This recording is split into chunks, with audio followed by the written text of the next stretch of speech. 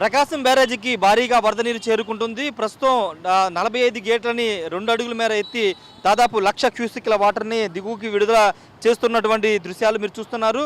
మొత్తం కూడా అటు శ్రీశైలం దగ్గర నుండి నాగార్జున సాగర్, తర్వాత పులిచింతల, ఇప్పుడు ప్రకాశం బ్యారేజీ అన్ని డ్యాములోకి వరద నీరు చేరుతున్న నేపథ్యంలో అన్ని డ్యాములన్నీ కూడా నిండి కొండలాగా కనబడుతున్నాయి. శ్రీశైలం దగ్గర నుంచి మొదలు పెట్టుకుంటే శ్రీశైలం నుంచి కూడా భారీ స్థాయిలో వరదకి దిగువ వస్తుంది. అదేవిధంగా నాగార్జున సాగర్ నుంచి పులిచింతలకు వాటర్ వస్తుంది.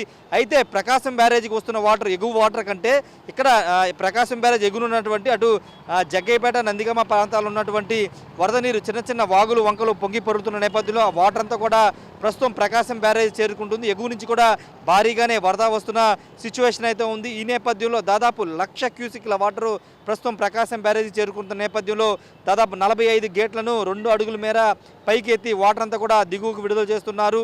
ఈ సీజన్లో అంటే వర్షాకాలం మొదలైన తర్వాత పూర్తి స్థాయిలో ఇన్ని గేట్లు ప్రకాశం బ్యారేజీ 45 గేట్లు ఇంత మేర ఎత్తి ఇంత వాటర్ని మొదటిసారిగా విడుదల చేస్తూ ఉన్నారు.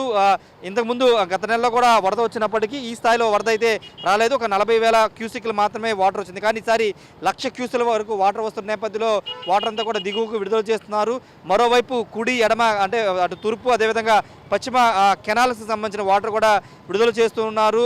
నిర్విరామంగా వాటర్ సప్లై కూడా కొనసాగుతున్న సిచ్యువేషన్ కనబడుతుంది. ఒకసారి దిగువకి ప్రకాశం బ్యారేజ్ నుంచి ఉరకలు వేస్తూ అటు సంగం వైపు సాగర్ సంగం వైపు ప్రయాణిస్తున్నటువంటి కృష్ణమ్మను మనం చూస్తూ ఉన్నాము. పూర్తిగా ఈ కృష్ణానది ఉన్నటువంటి డ్యాములన్నీ కూడా కలకల్లాడుతున్న పరిస్థితి. అంటే వాస్తవంగా జూను నెలాఖరు వరకు కూడా డ్యాములన్నీ కూడా ఖాళీ అయిపోయినాయి.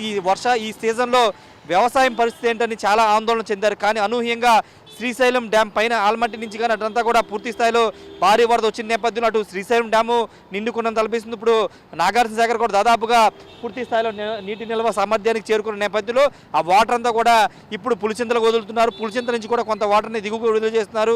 వాటితో పాటు ఇంతకుముందు మాట్లాడున్నట్టు మనకి జగ్గయ్యపేట, నందిగామ పరిసర ప్రాంతాల్లో చాలా వాగులు ఉన్నాయి. ఆ వాగులన్నీ కూడా చిన్న చిన్న ఉపనదులన్నీ ఉన్నాయి. అవన్నీ కూడా ప్రస్తుతం కృష్ణానదికి చేరుకున్న నేపథ్యంలో వరదంతా కూడా వరద నీరు అంతా చేరుకుంటుంది. ఈ నేపథ్యంలో ప్రకాశం బ్యారేజ్ దగ్గర ఉన్నటువంటి గేట్లన్నీ కూడా ఎత్తి కిందకి వాటర్ విడుదల చేస్తున్నారు.